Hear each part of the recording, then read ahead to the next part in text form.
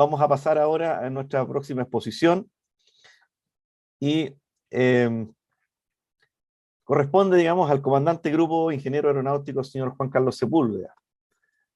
Juan Carlos, gran colaborador nuestro en la especialidad aeronáutica y el espacio, es oficial de la Fuerza Aérea con más de 20 años de experiencia en áreas relacionadas al mantenimiento aeronáutico, gestión de procesos, jefatura de departamento y operación de sistemas espaciales. En el ámbito académico posee el título profesional de ingeniero naval electrónico, tiene un magíster en ingeniería de sistemas espaciales en el Institut Supérieur de l'Aéronautique de l'Espace en Francia, en Toulouse, el título de profesor militar de academia de la Academia Politécnica Aeronáutica y magíster en docencia en la universitaria en la Universidad de las Américas. En el ámbito aeronáutico, fue ingeniero de mantenimiento en la Quinta Brigada Aérea y en la misión de paz MINUSTAH en Haití, y también comandante del Grupo de Operaciones Espaciales de la Fuerza Aérea de Chile. Voy a dejar con ustedes al comandante Sepúlveda con el tema el medio ambiente espacial y su influencia en los sistemas orbitales. Muchas gracias, Sergio. ¿Me pueden escuchar bien? Escuchamos perfecto. Muchas gracias por la presentación y muy interesante la presentación del profesor Valentín Martínez. De hecho, voy a complementar parte de la información que dijo o incluso volver a tocar algo para dar un contexto a otra parte que tiene importancia respecto a la actividad solar. Así que lo que voy a proceder ahora es a compartir la pantalla. Compartir. Ya. Y voy quiero corroborar si están viendo la pantalla, por favor. ¿Correcto? Ok, muchas gracias. Bueno, el tema de hoy en día es el medio ambiente espacial y su influencia en los sistemas orbitales y general en la tecnología. Respecto a esto, déjenme solamente poner aquí el puntero.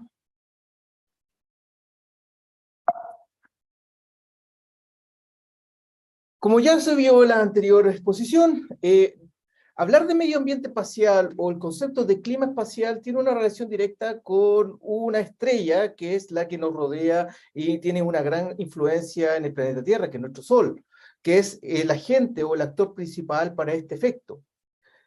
Esta actividad solar en sí causa diferentes tipos de situaciones o eventos, afectaciones a nivel terrestre, como los eventos más claros y ejemplificadores y de menor impacto son las auroras boreales que podemos observar mayoritariamente en el hemisferio norte, aunque también pueden ocurrir en el hemisferio sur como auroras australis. Otra situación también es la que afecta a la aviación, ya que la actividad solar tiene una directa relación, por ejemplo, con el proceso de comunicaciones, sistemas de navegación e inclusive la afectación sobre la tripulación y los pasajeros que llevan aeronaves, y también los sistemas espaciales tripulados. Directamente relacionado con esto también es la afectación en la electrónica, ya sea tanto en sistemas espaciales, aeronáuticos, o incluso en sistemas terrestres o marítimos, que, dependiendo de la actividad solar, pueden sufrir algún tipo de afectación dependiendo de la intensidad de la actividad solar, que lo tocaré más adelante. Finalmente, también es un aspecto importante en nuestro quehacer diario, es el uso de los sistemas de navegación o de comunicaciones propiamente tal, que ante actividades solares de importancia pueden producir error de geolocalización en nuestros dispositivos o simplemente la incapacidad de hacer un lock con los satélites para poder obtener una data precisa. Y dentro de un aspecto importante es la afectación también sobre la biología y sobre la vida humana en este caso, debido a que el Sol no tiene un grado de afectación importante, tan simple como lo que es la radiación ultravioleta, como uno de los factores que diariamente estamos sometidos. No obstante, dependiendo de diferentes tipos de actividad solar, estas pueden afectar en distintas maneras la biología en sí, incluso afectando, por ejemplo, las migraciones de aves o las migraciones de grandes cardúmenes de peces. Entonces, eso es sumamente importante de tener en consideración dentro de un contexto de la actividad solar y cómo la Tierra se desenvuelve en este aspecto. Pero Vamos a otro contexto. Cuando hablamos de medio ambiente o clima espacial, porque es un sinónimo dependiendo de los autores que estudian este tema, algunos meteorología espacial, clima espacial, medio ambiente espacial, tenemos una variedad de connotaciones que al final, en términos bien generales, son sinónimos. Pero si hablamos de clima, la mayoría de la gente entiende el clima como una predicción al clima atmosférico, ya sea de grandes eventos como huracanes, por ejemplo, vientos huracanados, temporales, lluvias, tormentas eléctricas, afectaciones que básicamente van en directa relación a nuestro quehacer diario como sociedad. No obstante, una parte importante de la dependencia de la tecnología que tenemos hoy en día no hace cuestionar si es necesario que exista también un grado de predicción de la actividad espacial y solar que sea incorporada por los medios de comunicación y por las aplicaciones de los celulares, porque hoy en día un celular yo aprieto un botón, abro la pantalla y veo el clima que tengo para mañana en términos de temperatura, nubosidad. Sería importante también que se masificara esta información para poder concientizar a la sociedad también de los efectos que podrían ocurrir ante una actividad solar mayoritaria, por ejemplo, a una persona que va a usar su GPS para hacer trekking, o simplemente para personas que necesitan establecer un link de comunicaciones que sea fiable y que ante eventos de actividad solar importantes podrían verse afectados. Entonces es una cuestión importante que hay que digerir como sociedad también, de cómo le damos paso a ampliar el conocimiento espacial a la población en general. Dicho esto, hablaré sobre 3 puntos importantes, aunque uno ya, el profesor lo tocó completamente, pero voy a tocar algunos aspectos importantes a recalcar. También hablaré sobre la radiación cósmica y finalmente el nivel de afectación sobre la energía y en especial sobre los sistemas espaciales. Con respecto al Sol, bueno, cuando hablamos de medio ambiente y clima espacial, situación que ya fue mencionado por el profesor y por mi parte, en sí, el principal actor o generador del medio ambiente espacial, el clima espacial, en la Tierra, es nuestra estrella más cercana, el Sol. No obstante, también existen otras fuentes a nivel cósmico que también tienen un grado de afectación mucho menor, dependiendo de muchas características sobre el sistema solar y básicamente sobre la Tierra. Por ejemplo, explosiones supernovas, agujeros negros, magnetoestrellas, púlsares o algún otro cuerpo celeste que emita radiación. Ambos tienen un grado de afectación de diferentes características, unos más mayoritarios, otros menores, y básicamente la radiación cósmica va más relacionado al ámbito científico, pero al ámbito operacional, el Sol es nuestro gran enemigo, si lo podemos tomar desde ese punto de vista. Visto desde la perspectiva, el Sol emite 2 tipos de radiación importantes, son no ionizantes y radiaciones ionizantes. La no ionizante, que es radiación electromagnética, entra en conflicto directo con el cinturón de radiación de Van Allen, que acá se pueden observar las distancias de 2 grandes separaciones que se generan, tanto interno como externo, y también partículas cargadas de energía, que mayoritariamente es partículas gamma, que están asociadas a una actividad que voy a mencionar posteriormente, que viajan en distintas direcciones del sistema solar, y entre una de esas puede afectar a la Tierra si es que la Tierra, dentro de su órbita, intercepta este flujo de energía. Bueno, diariamente el Sol emite este flujo de energía que llega como radiación lumínica y radiación electromagnética no ionizante, pero que hay eventos en particular que podrían afectar mayoritariamente a la superficie de la Tierra y que podrían causar grandes daños, especialmente a nuestra dependencia de la tecnología.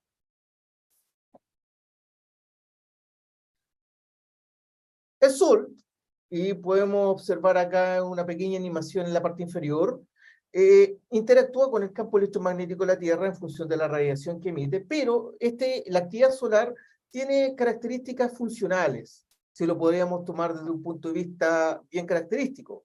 Uno de ellos es la existencia de las llamadas manchas solares o sunspots en inglés, que básicamente son alteraciones de la superficie del Sol en la corona, producto del campo electromagnético del Sol, que lo que hace básicamente es movilizar el plasma alrededor, generando áreas de mayor luminosidad y de menor luminosidad, producto de diferencia de temperatura, que desde la Tierra se observan como puntos negros, situación que igual no es que haya un punto negro en el Sol, sino que la radiación lumínica que ocurre alrededor genera un opacamiento de lo que hay al medio, aparte del campo electromagnético de la Tierra que, digamos, diverge la radiación lumínica, los fotones que se emiten. Estos son la demostración característica del funcionamiento del Sol. De hecho, conocer las manchas solares nos permite conocer cómo está operando en sí el Sol dentro de su ciclo de vida. De las manchas solares también se desprenden estos lazos de radiación electromagnética producto de este campo electromagnético que se llaman prominencias, que básicamente en esta imagen las prominencias son pequeños lazos que se reproducen alrededor de estos campos, de estos manchas solares, que son una especie de lazos que movilizan plasma y que se encuentran unidos por este campo electromagnético, generando una especie de cascada de energía que se mantienen básicamente adosados a la superficie del Sol mayoritariamente. No obstante, cuando el campo electromagnético del Sol se encuentra altamente alterado, el nivel de plasma es mucho mayor, la energía que se produce en este caso, puede producir el rompimiento en sí de estas prominencias o estos lazos electromagnéticos, generando un efecto, podríamos decir, como látigo, que eyecta mayoritariamente radiación no ionizante, partículas altamente cargadas, que son denominadas llamaradas solares, o solar flares, en inglés, que transportan alta cantidad de energía que entra en contacto en la Tierra con nuestro campo electromagnético y se produce este efecto que fue mencionado en la exposición anterior, de acoplamiento y obviamente de una reacción completa en la superficie de la Tierra, que termina con lo más clásico, son las auroras. Pero que las llamaradas solares tienen un grado de afectación directa sobre la tecnología, en especial la que se encuentra fuera de la atmósfera terrestre.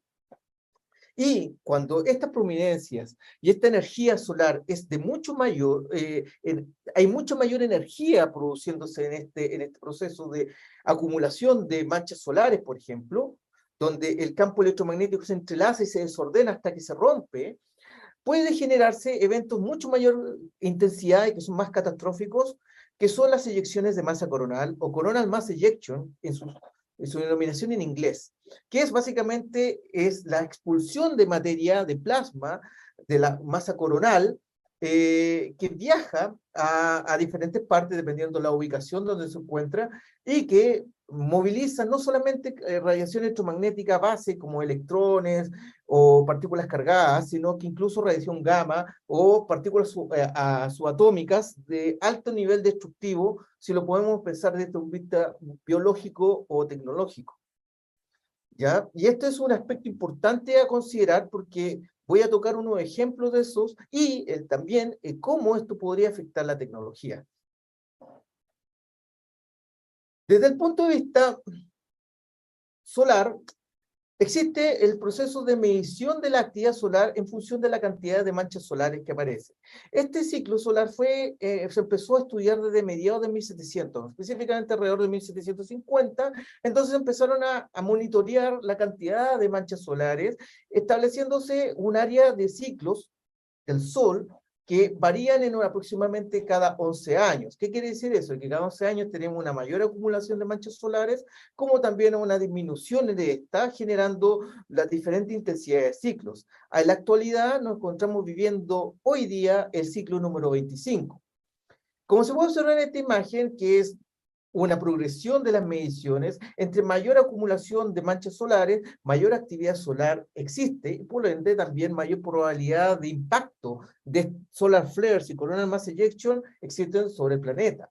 No obstante, desde 1750 hasta mediados de 1950, 200 años aproximadamente, el grado de afectación no ha sido mayoritariamente preponderante, producto de que la tecnología al inicio no existía y la tecnología a mediados de 1950 no estaba bien masificada y no tenía los niveles de sensibilidad que tiene hoy día con la micronización y la disminución del tamaño de los componentes. No obstante, estos eventos igual han ocurrido y algunos han quedado registrados en libros de historia que evidencian ciertos niveles de alteración y de actividad solar que han afectado a la Tierra drásticamente. En la actualidad, nos encontramos viviendo el siglo XXV. Se cree que este siglo XXV va a tener un pic entre el año 2025, incluso 2026, pero la situación de monitoreo actual evidencia dos posibles escenarios, tal como lo muestra este gráfico, en la cual es posible que o se esté adelantando este ciclo producto de que la cantidad de manchas solares y actividad propiamente del Sol, en términos de solar flares, ha ido en aumento, sobreescribiendo el nivel de predictivo inicialmente establecido en este caso por el Space Weather Prediction Center de NOAA, o que posiblemente también es otro escenario, es que el pic calculado para el año 2025 aproximadamente sea mayor al estimado. Situación que a nuestro nivel de dependencia tecnológica es sumamente complicado. Ahora, si pasamos del Sol al otro evento, a otro contexto un poco mayor, abrámonos afuera del sistema solar, tenemos la radiación cósmica. Consideremos que la Tierra gira alrededor del Sol, pero el Sol a la vez gira alrededor de otra estrella y ésta se mueve en el cinturón de Orión de la Vía Láctea, y la Vía Láctea a la vez se mueve alrededor del espacio, por lo cual nosotros estamos siendo afectados por diferentes niveles de radiación producida por eventos o cuerpos celestes, otras estrellas, mayoritariamente mucho más grandes, o eventos catastróficos a nivel planetario o interestelar, supernova, agujeros negros, radiaciones de diferentes tipos que llegan a la Tierra. Entre esas radiaciones, la mayor cantidad de, como por ejemplo, coronal mass ejections o solar flares de estrellas distantes, no nos debemos preocupar por eso, porque las distancias son tan grandes que esa energía se dispersa en el trayecto. No obstante, existen otras partículas que sí viajan por mucho más distancia, como son los fotones, que se pueden observar acá, o incluso los neutrinos. Y también se suman otras partículas que al entrar también en contacto con la atmósfera se generan o incluso viajan en el espacio, pero tienen un grado de vida o de viaje mucho menor, que son los kaones, los piones u otros elementos subatómicos.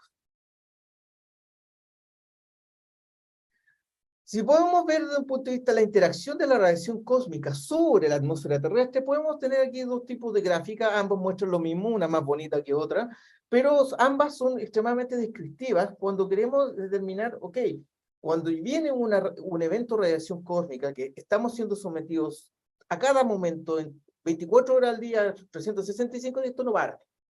Es un evento que ocurre siempre. Y esto ocurre cuando colisiona con la atmósfera terrestre. Debido a que la atmósfera terrestre tiene partículas ionizadas, etcétera, se produce una especie de desmembramiento de las partículas, generándose partículas específicas que son kaones, piones, que no tienen directamente relación con nada, son inocuas para la biología, incluso la tecnología, como también los neutrinos, los muones o partículas subatómicas. El problema es cuando ocurre estas coronal mass ejection, que podrían generar radiaciones gamas que pudiesen atravesar el campo electromagnético de la Tierra y poder incluso golpear la superficie de la Tierra. El nivel de radiación o absorción de radiación a nivel superficie para un elemento biológico, para un evento también de radiación como un coronal mass ejection importante, sería no catastrófico, no absorberíamos un poco más de radiación de la que corresponde, obviamente si estamos a nivel terrestre, pero si estamos en un avión o somos un astronauta, sinceramente el escenario cambia y se vuelve incluso mortal.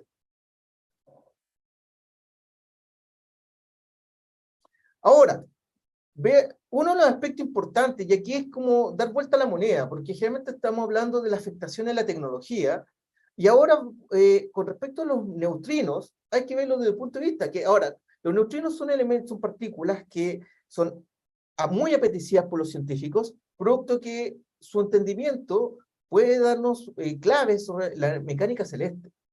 Son partículas que casi no tienen masa, no interactúan con la materia, pero que ahora, como no interactúan con la materia, no interactúan con la electrónica, por ejemplo. Pero se ha creado electrónica para poder interactuar con ellos y poder detectarlos.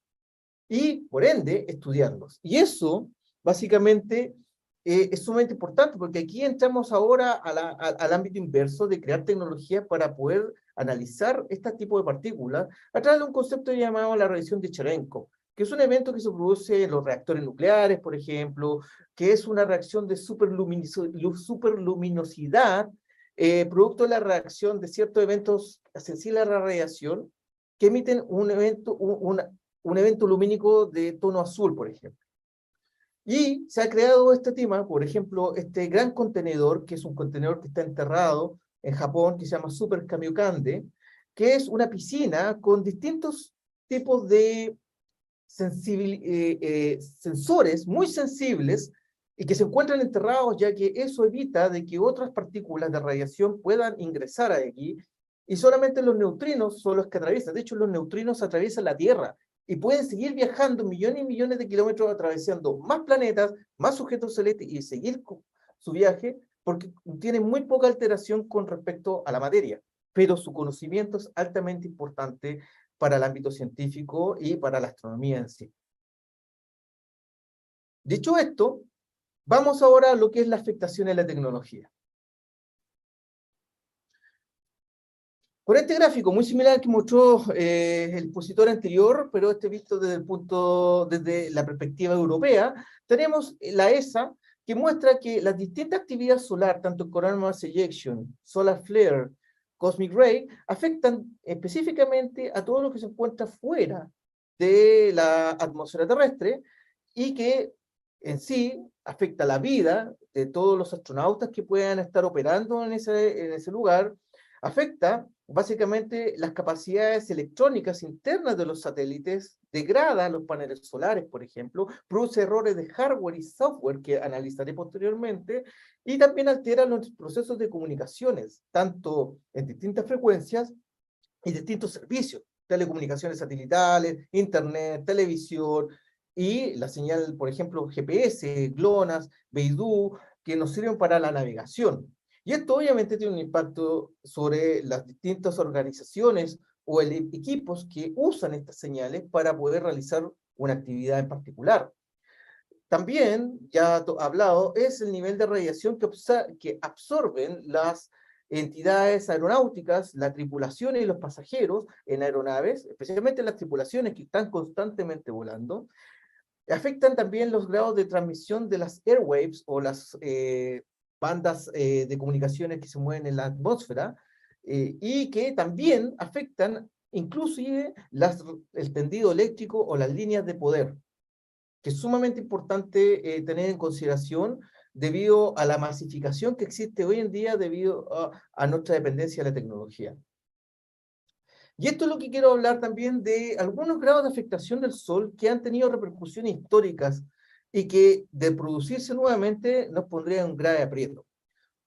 Quiero destacar el evento Carrington, ocurrido el 1 de septiembre de 1859.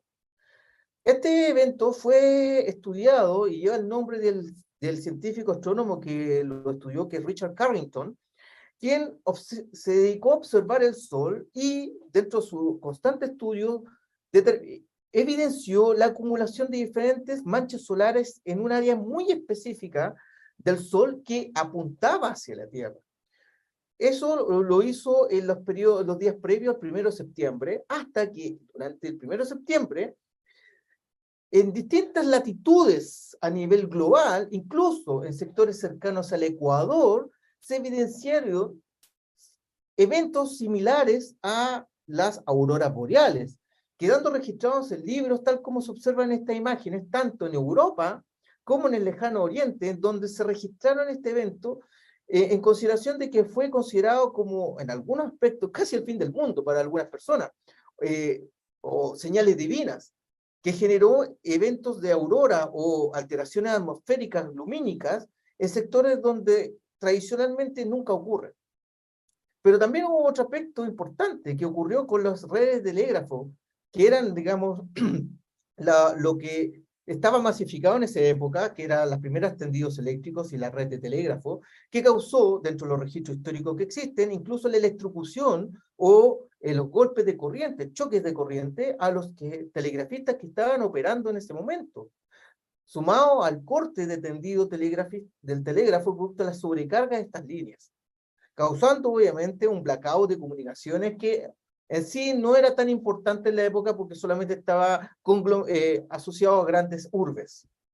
Pero este evento, que ha sido uno de los principales registrados por la humanidad, porque tenemos información de esto, de ocurrir nuevamente, realmente sería muy catastrófico. Otro evento que también lo mencionó el expositor anterior fue el Gran Apagón de Quebec, el 13 de marzo de 1989. El Gran Apagón de Quebec tiene que ver con que gran parte de la costa sureste de Canadá y parte de la costa noreste de Estados Unidos quedaron sin electricidad por aproximadamente 3-4 días, producto de una alteración en la línea de transmisión que generó la quema, o literalmente se fundieron algunos generadores, transformadores, líneas eléctricas que se cortaron literalmente y que inicialmente se pensó que era un ataque terrorista o básicamente un evento producto de la ya en receso Guerra Fría. Fue mucho el análisis que se hizo, de hecho demoraron meses en entender qué había pasado respecto a esto, hasta que se dieron cuenta en una correlación que la actividad solar de ese momento, el 13 de marzo, coincidía con una gran cantidad de manchas solares que generaron un nivel de radiación importante, afectando las redes de transmisión eléctrica, en este caso sobrecargándolas. De hecho, registros de personas en Quebec hablan de que los cables brillaban, producto de la temperatura y el calor que estaban generando, produciéndose obviamente incendios, y los gastos y las pérdidas fueron millonarias, de que gran parte de las empresas eléctricas tuvieron que cambiar toda esta masa de cables y reformular todo el proceso de tendido eléctrico nuevamente. Por ende también existe otro evento también sumamente importante poder observar que ocurrió este año, el 4 de febrero del 2022, con SpaceX y su constelación de satélites Starlink. En este contexto, el 4 de febrero, Elon Musk, o la empresa de Elon Musk, decidió lanzar parte de su constelación de satélites, en este caso 49 satélites de la constelación Starlink, para seguir complementando esta constelación. No obstante, al momento de llegar a órbita y el despliegue de estos satélites, 40 de estos satélites dejaron de operar, de los 49, ya sea porque no pudieron ser, no funcionaron realmente o no alcanzaron la altitud correspondiente a la órbita nominal de operación.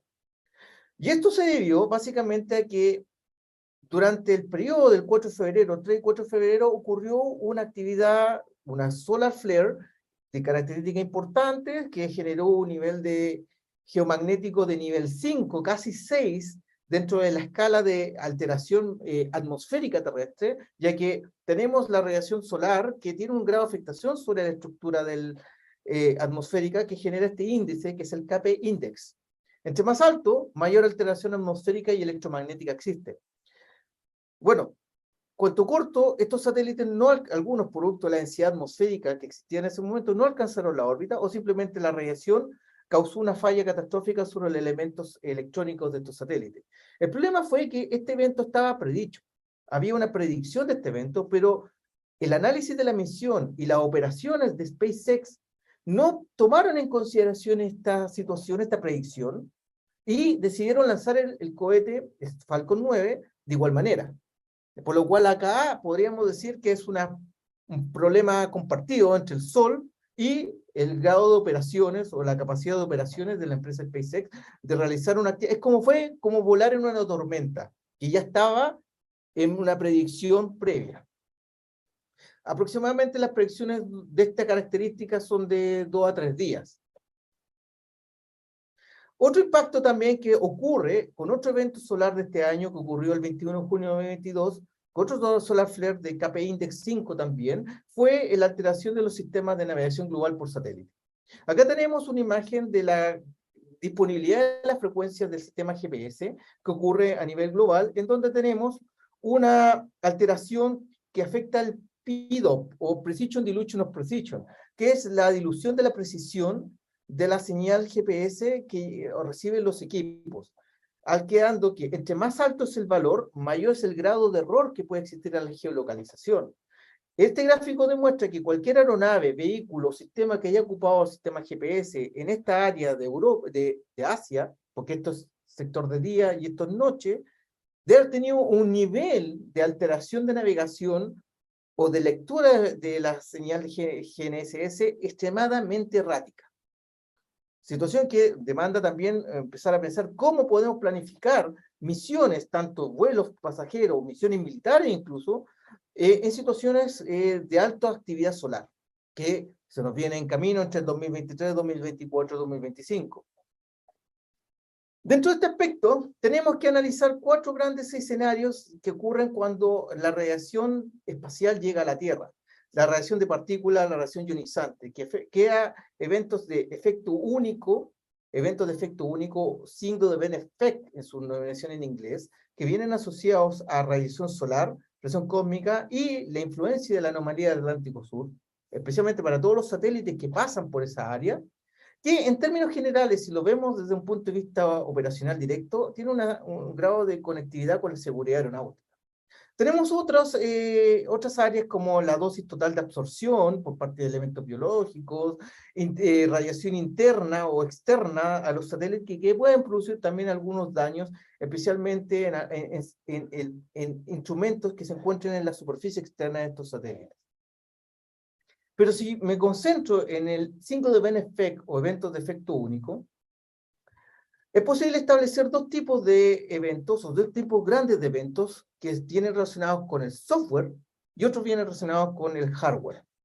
Si consideramos los tipos de satélites que tiene Chile, Fasat-Chale, por ejemplo, Suchai acá, o el futuro SNSat, Fasat Delta, que va a ser lanzado próximamente, que son satélites que operan y que pueden sufrir estos problemas, podríamos evidenciar 2 grandes áreas, como lo dije, son errores de software y errores de hardware.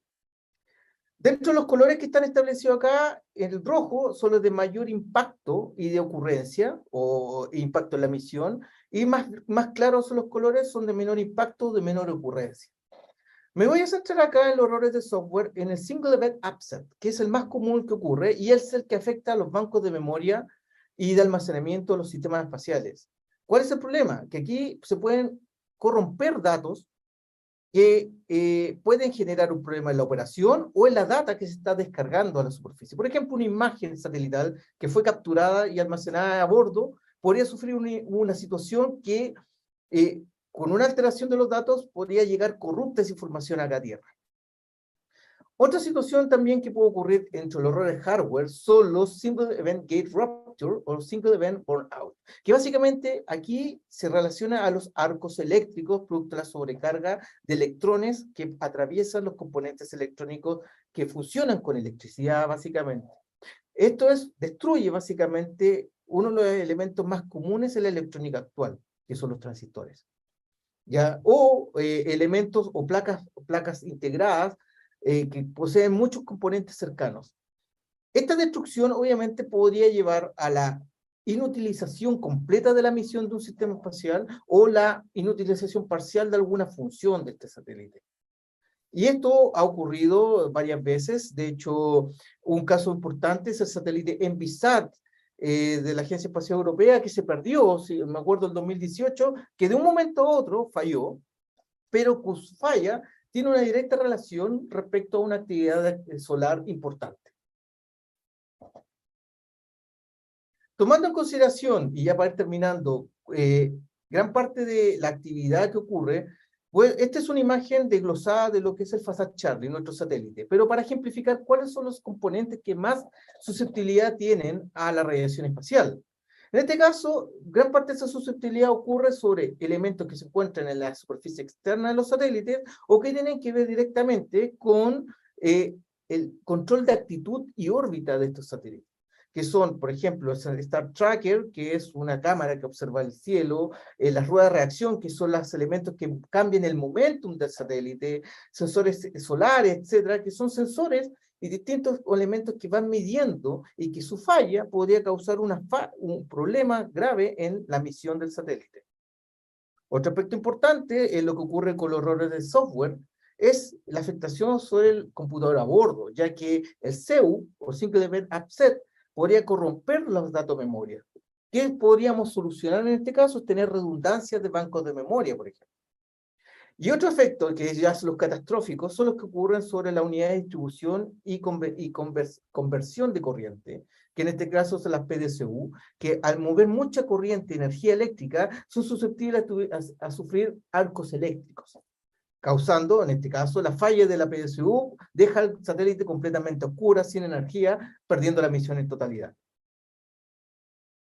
Ejemplo de daño, bueno, centrándome en lo que es la PDCU, esto es una PDCU que se hizo una prueba en tierra y que se desarrolló, esto es una prueba que se desarrolló en Europa, en donde se simuló una alta cadencia de electrones sobre esta estructura, generándose arcos eléctricos que afectaron las placas madres o las placas integradas, causando incluso perforaciones, y también se realizó la prueba respecto a los paneles solares, en la cual se puede observar acá, básicamente se quemó parte de los paneles solares, y esto inutiliza las celdas.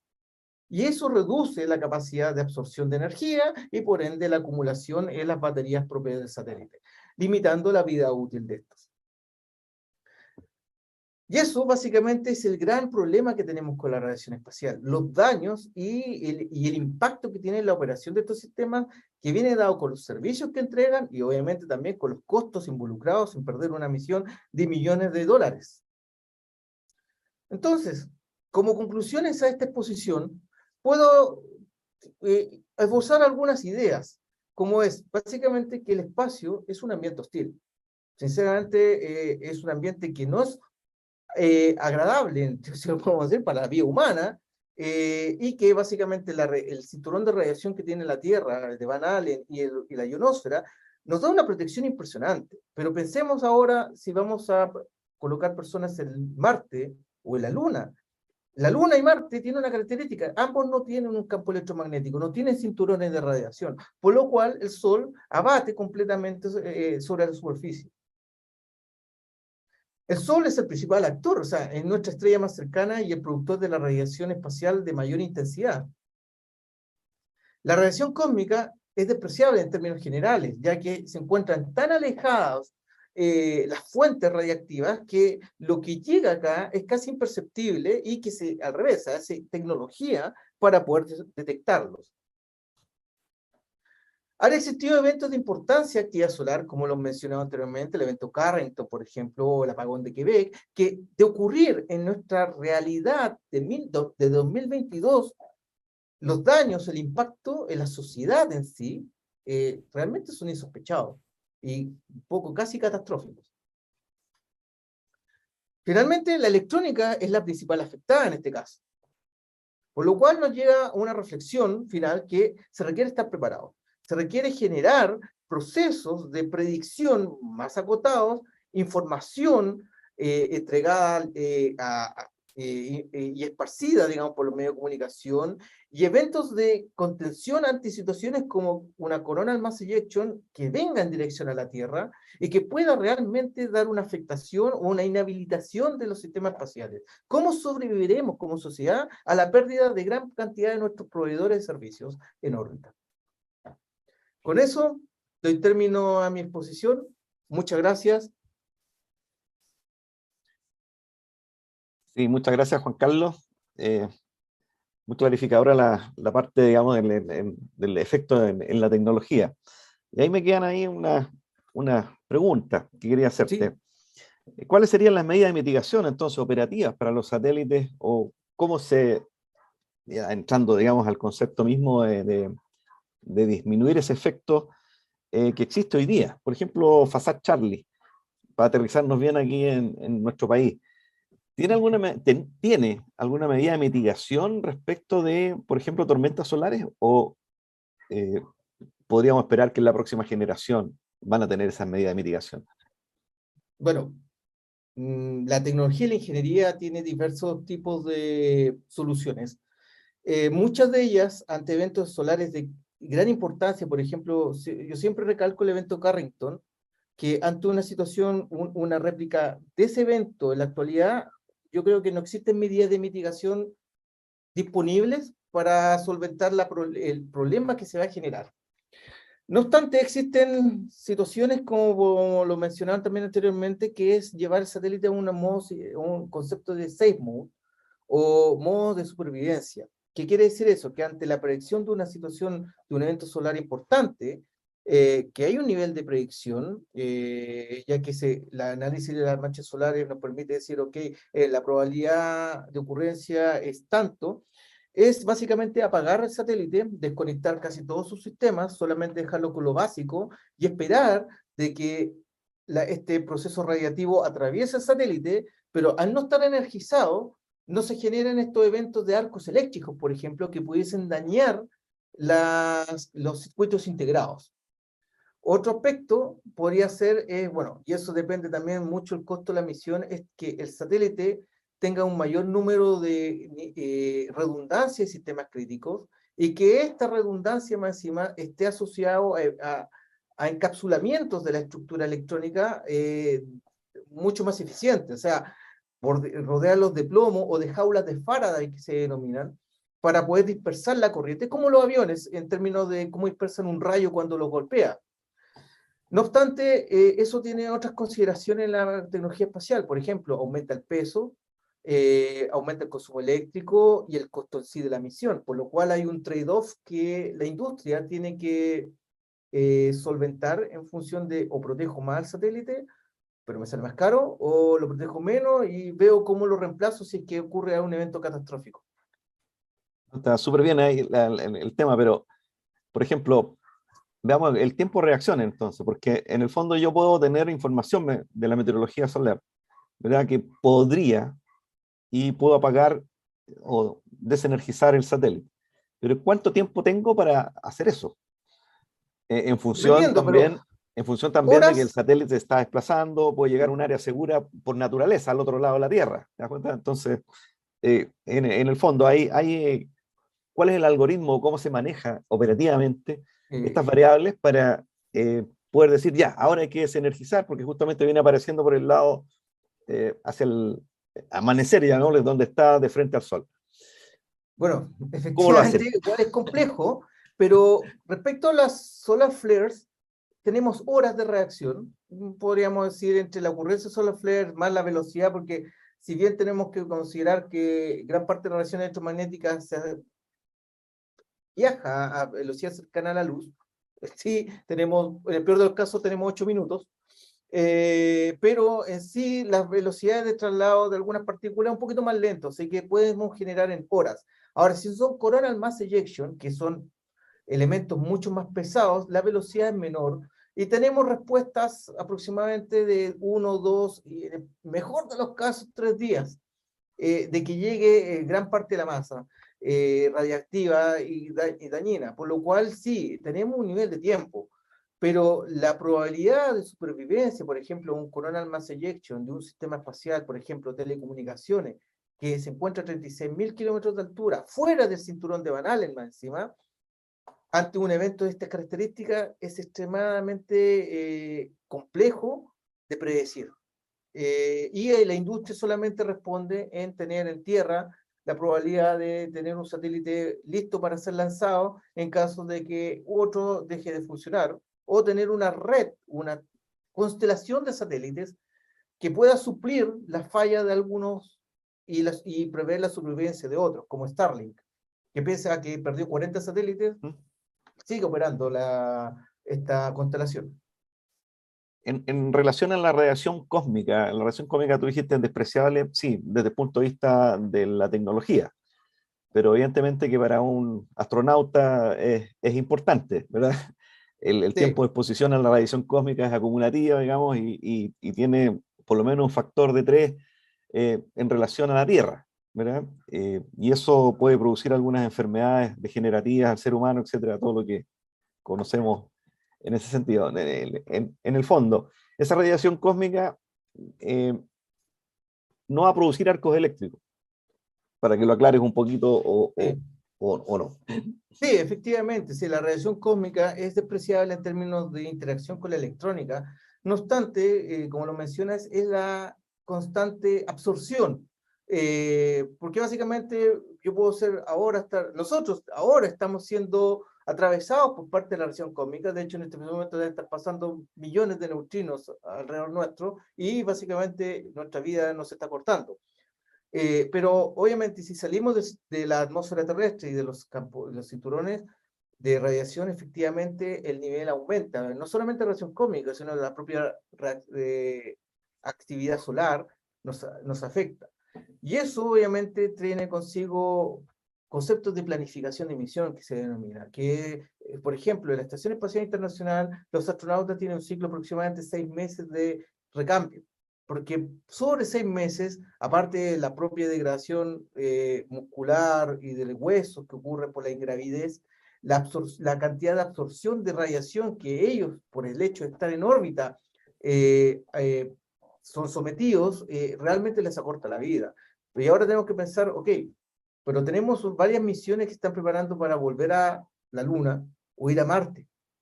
Ahí existen varios tipos de soluciones. Por ejemplo, una solución importante dentro de los sistemas espaciales que se prevé es la existencia de una especie de área confinada en esta estructura espacial que va a movilizar astronautas, que tenga una especie de layer o capa de agua o de O3, que básicamente ozono o agua pesada en este caso, que pueda absorber gran parte de la radiación. Y entonces los astronautas, ante una alerta de radiación espacial, puedo decir, desde minutos, horas, hasta días, dependiendo los tipos de radiación, puedan tomar refugio y sobrevivir a esto. No obstante, esto es acumulativo.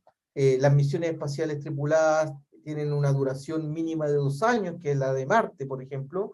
Llegando a Marte, Marte tiene una característica bien importante como planeta. No tiene un campo electromagnético como el de la Tierra. De hecho, podríamos decir que no tiene.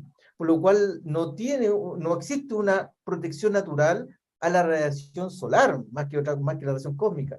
Por lo cual los astronautas van a tener que tener una especie de cubierta, de infraestructura que los proteja, y entre ellas también es construir hábitat en cuevas que la misma superficie los pueda proteger. Pero escenarios hay muchos.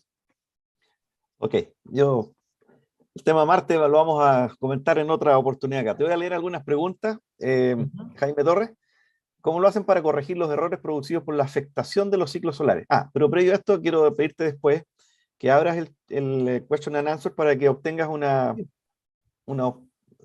información que te está pidiendo Osvaldo González directamente a su mail o teléfono. Sí, sí. ¿Ya? Ahora, la pregunta que te acabo de hacer, ¿cómo se corrigen estos errores?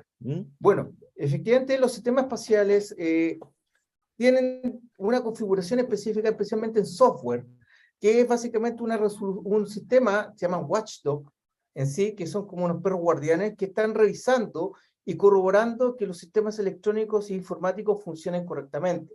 Ante la evidencia de una falla, por ejemplo, el código de redundancia cíclica que tenemos los mismos software que instalamos en los computadores, que ante una corrupción de datos sale un error, su software está dañado, por ejemplo, en el espacio lo que ocurre es que cada proceso es monitoreado por otra digamos, entidad electrónica y van monitoreando estos datos. Si hay un dato corrupto, existen algunos métodos de corrección de errores en donde se genera nuevamente el proceso o existe una redundancia de datos que se generan, entonces hay un límite de errores, de datos corruptos que se pueden observar, que se llama PER, Bit Error Rate, que tiene una tasa de 1 elevado a 10, de 10 elevado a 6, en términos de que si supera esa cantidad de errores de bits, se considera un dato corrupto.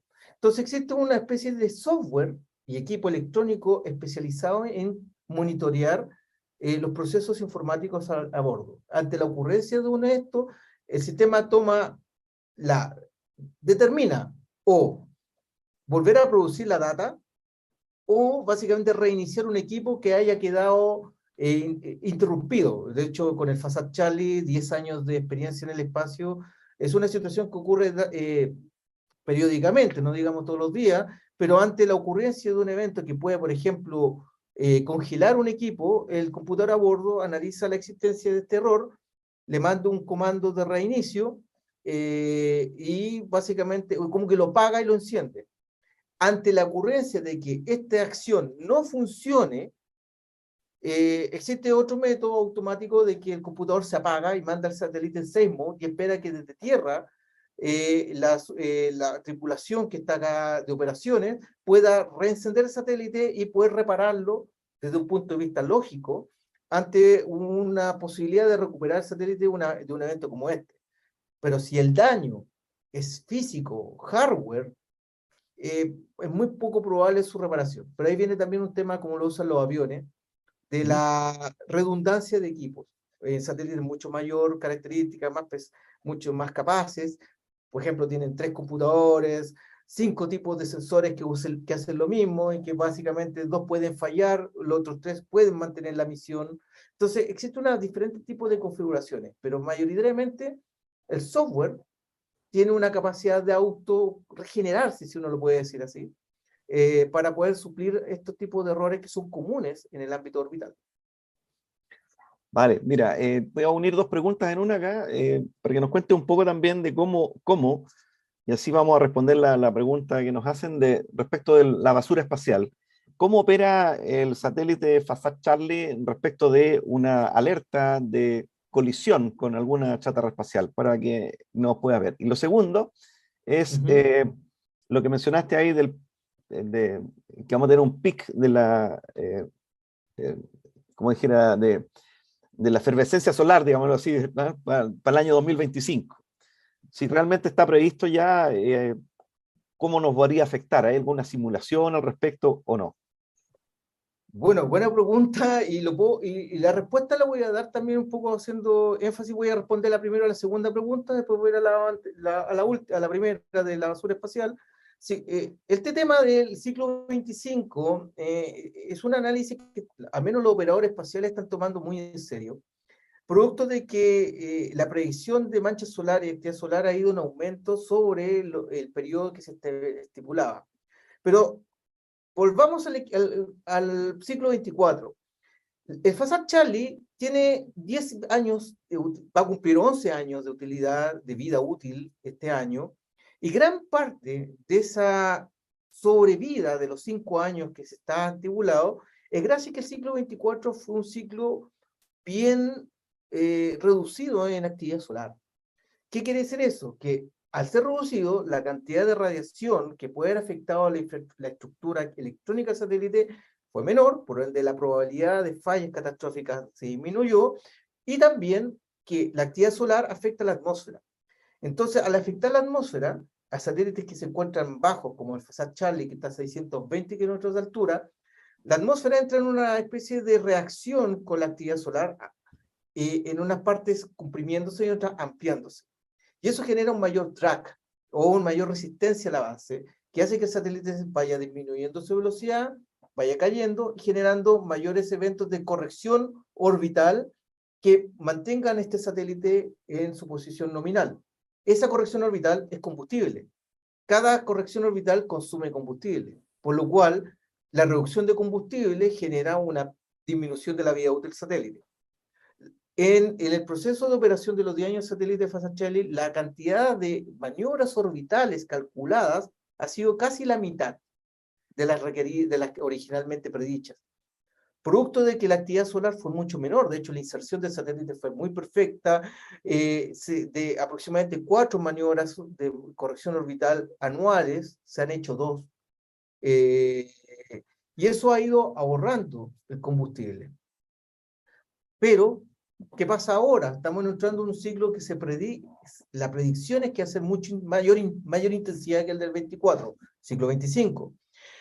Y eso trae consigo varios escenarios. Gran parte de los próximos satélites que se van a lanzar y están las empresas están tomando en consideración de protegerlos en función de equipamiento, de protección, lanzar más satélites, por ejemplo, enjambres pequeños de satélites, mayor cantidad de satélites a órbita, los satélites mayores, generar niveles de protección distintos o redundancia de equipos en su interior, y finalmente también la creación de una especie de protocolo de funcionamiento en donde ante eventos generar un ciclo más dinámico de apagado y encendido de los satélites para evitar que equipos importantes dejen de operar producto de, por ejemplo, estos arcos eléctricos. Eso es una posible predicción. Pero también, ahora, tomando la primera pregunta de la espacial, este es otro evento, es otra situación que se escapa un poco del ámbito solar, pero que también es algo sumamente importante para la operación. Porque si uno de los enemigos es el Sol y la radiación cósmica, más el Sol en este caso, el otro gran enemigo, que es básicamente hablar como los accidentes de tránsito. ¿Cuál es la velocidad o el alcohol? ¿Cuál es de los dos es el más dañino para la vida en términos de la operación de un vehículo? En este caso tenemos que, vamos en el mismo proceso de la radiación solar versus la basura espacial. Ambos están entrando en un concepto de que la intensidad y la importancia están llegando casi a niveles iguales, ya que la basura espacial obliga, en primer lugar, a tener un nivel de predicción, que existe, pero es un poco deficiente a la realidad que vivimos. Lo otro es generar procesos de corrección orbital o evasión de esta basura espacial por parte de los satélites, que implica gastar combustible nuevamente y por ende acortar la vida útil. Y eso básicamente es un escenario extremadamente complejo, y en especial por la existencia de estos enjambres o constelaciones masivas de satélites que a los astrónomos los tiene preocupados, producto de que afectan la visual, pero también a los operadores espaciales, ya que estos satélites tienen un nivel de vida útil menor y que pueden también salirse de control y generar eventos de colisión que puedan destruir o incluso inhabilitar sistemas espaciales. Perfecto, Juan Carlos. Bueno, hemos llegado al fin de tu exposición y interesantes las preguntas que hicieron también nuestros panelistas. Ojalá pudiéramos en algún minuto, y se me está ocurriendo la idea, tal vez se lo voy a presentar al actual comandante del Grupo de Operaciones Espaciales, a ver si podemos, dentro de nuestros asistentes, hacer una visita al GOE para que puedan ver este tema. Pero vamos a ver qué podemos hacer. Muchas gracias, Juan Carlos. Creo que ha sido muy interesante tu presentación y evidentemente habernos podido entregar esta información acercándonos un poquito más al usuario de la tecnología y cómo se ve afectado con este tema. Te damos las gracias porque esta es la segunda vez que estás con nosotros, así que de todas maneras, muchas gracias.